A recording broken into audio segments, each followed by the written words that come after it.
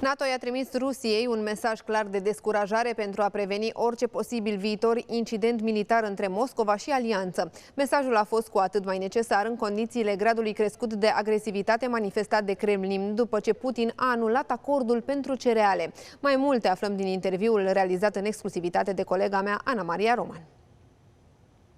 It would be easier for NATO to work on Romanian territory.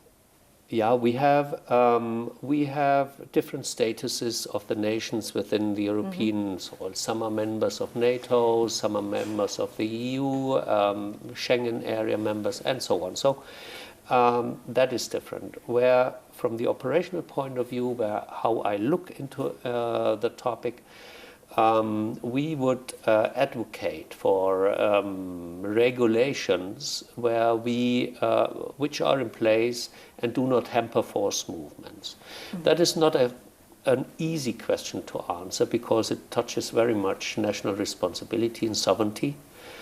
Foreign forces moving on national territory. But if something is not easy to be solved, I think, therefore, we have to take the problem and find a common and proper solution. And therefore, for example, today, we sat together and discussed this kind of issues.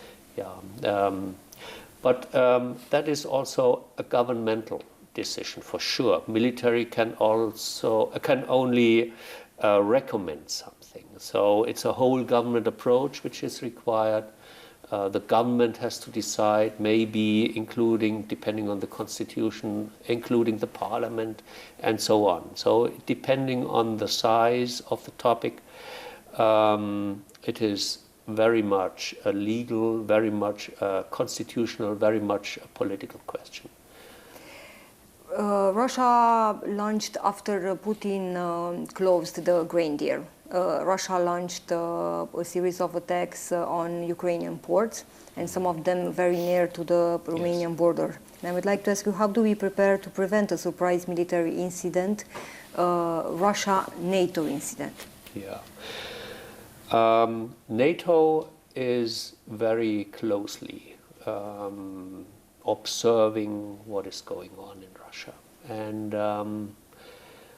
looking back, I think NATO has reacted very cautiously, but on the other hand, with a clear message to Russia.